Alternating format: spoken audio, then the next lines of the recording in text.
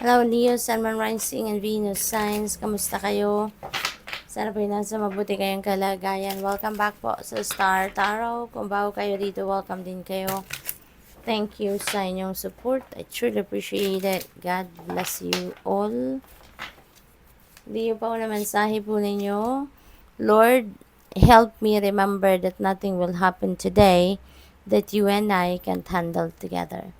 Ayan. So, parang ano lang ito, reminder ito sa inyo din, no? Na kung ano man ang mga unfold sa buhay ninyo, ano ninyo yan eh, you are co-creating that with the divine universe. You are co-creating that with God, no?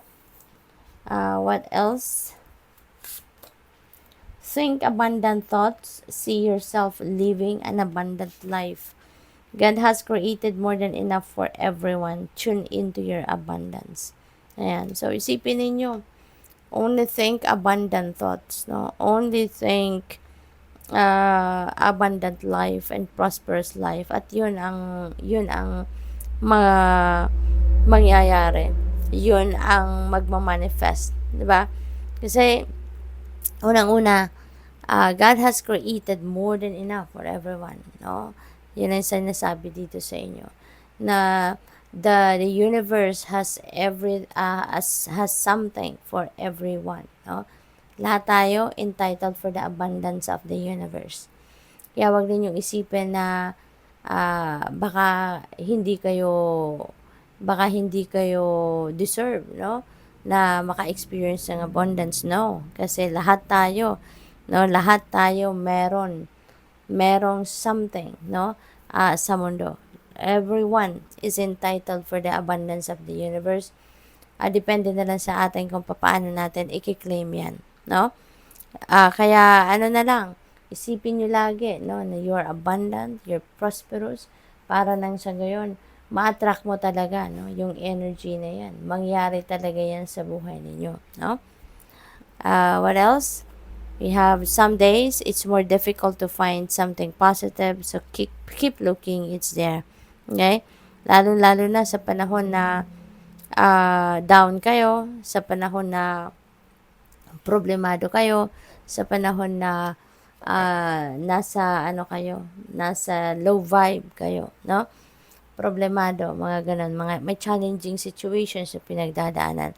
It's difficult to find, no, something positive in it, no, sa inyong sitwasyon. Pero, rest assured na sa lahat ng pangyayari sa buhay natin, even in our darkest circumstances, Leo, always remember that there is a positive aspect to it.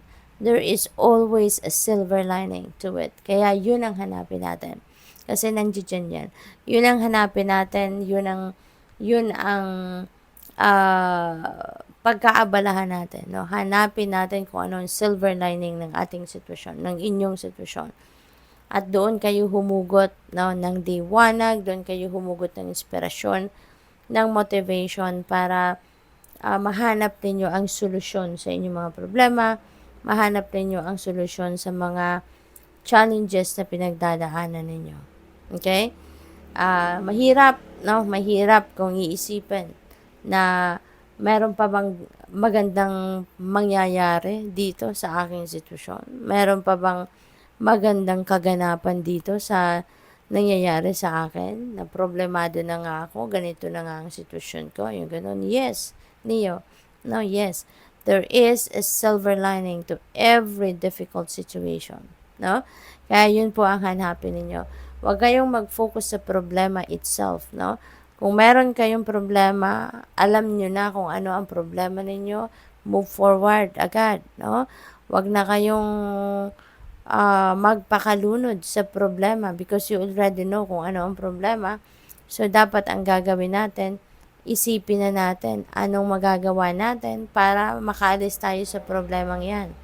What are the steps that we need to take, no? Para masolusyon natin ang problema. Yung ganon.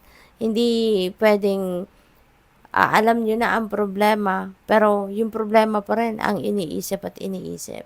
Diba? Isipin agad kung ano ang solusyon. Kasi the more you dwell on the problem itself, manganganak pa yan. mas dadami pa ang maiisip ninyo na marami na magiging problema pa. Kaya ang isipin agad, kung na-find out nyo na kung ano ang problema, isipin nyo na agad anong magagawa ninyo para masolusyonan ang problema. We have lifting the spirits of others will do the same for you. Compliment others, put their insecurities to rest, remind them they are worthy of love and respect.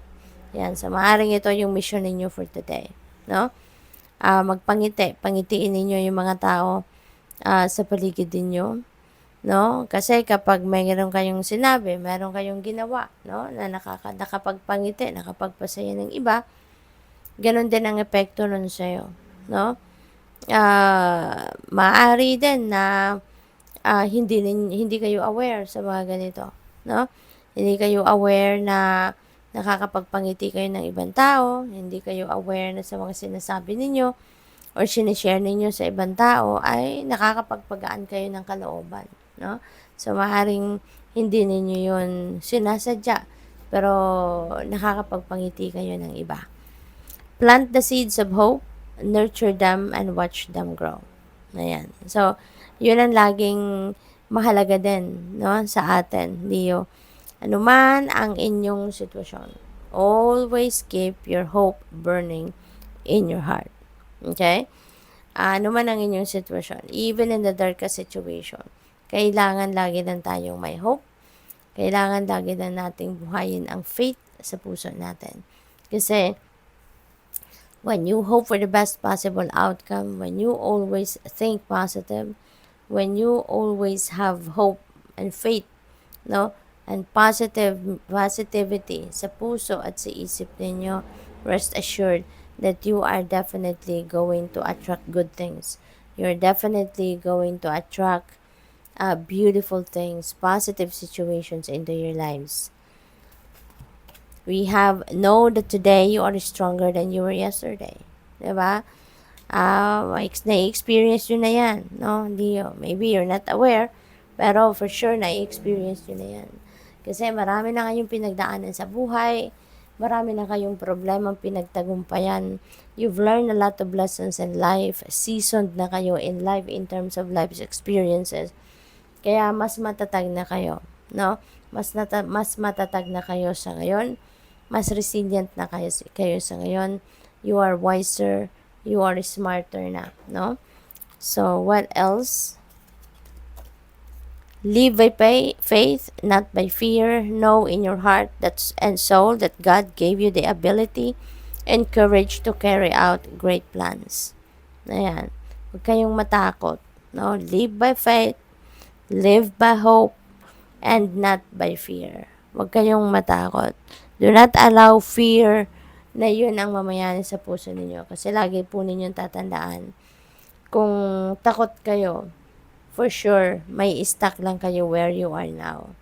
Diyan lang kayo forever, no? Kung lagi kayong matatakot, kung hahayaan ninyong takot ang bumalot sa buhay ninyo.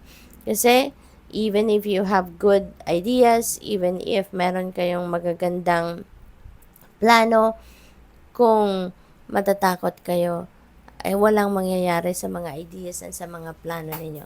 You will be held back by fear. Okay? You will be held back by fear.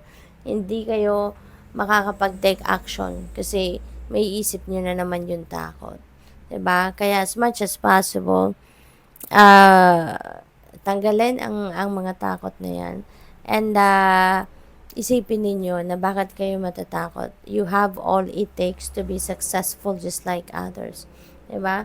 Bakit kayo matatakot? You are equipped with talents, skills, and gifts. God gave you those talents, skills, and gifts para ma-carry out ninyo ang inyong mga goals, para ma-carry out ninyo yung inyong mga dreams, para ma-carry out ninyo yung mga heart's desires ninyo, hindi ba?